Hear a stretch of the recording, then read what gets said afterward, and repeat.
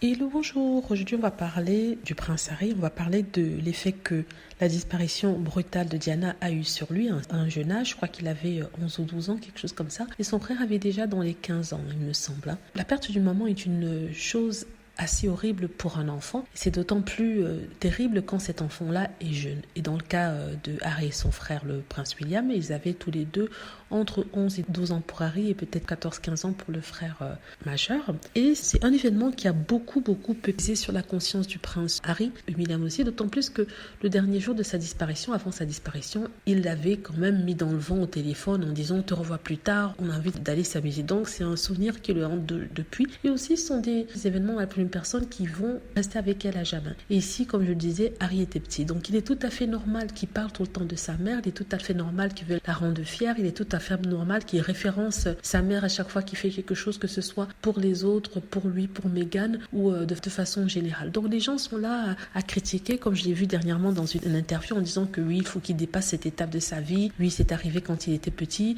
et que oui, William aussi a souffert. Oui, c'est vrai, c'est arrivé quand il était petit, c'est un choc pour lui, d'autant plus que c'était très public, notamment son enterrement. Donc il n'a pas eu le temps de processer ça, d'ingérer tout ça, de digérer et d'essayer de comprendre ce qui se passait. D'autant plus qu'à l'époque, comme je le disais, ils n'étaient pas tout seuls, il y avait tout le monde avec eux qui pleurait avec eux, il y avait les paparazzis qui les filmaient. Donc c'était un moment assez difficile qu'il a gardé gravé dans sa mémoire et c'est pour ça que peut-être il n'arrive pas à dépasser ce moment-là ou alors il l'a canalisé, mais ça reste toujours dans sa mémoire. Donc en ce qui concerne le frère William aussi, qui a aussi perdu sa maman, oui c'est vrai, mais il avait déjà 15 ans. Le cerveau d'une personne de 11 ans et celui de 15 ans ne fonctionnent pas de la même façon. Ils n'ont pas la même expérience de l'appréhension de la réalité, l'appréhension de la perte et tout ça, sachant que le petit garçon était vraiment protégé par sa maman, il était très proche d'elle. Enfin, ils étaient tous les deux proches, mais je disais que Harry était proche d'elle dans le sens où c'était le bébé de la maison, c'était le petit qu'on devait protéger. Et n'avoir plus cette protection maternelle-là, je crois que ça fait des ravages sur lui, sur sa santé mentale. Et c'est pour ça qu'il allait d'ailleurs trouver l'aide.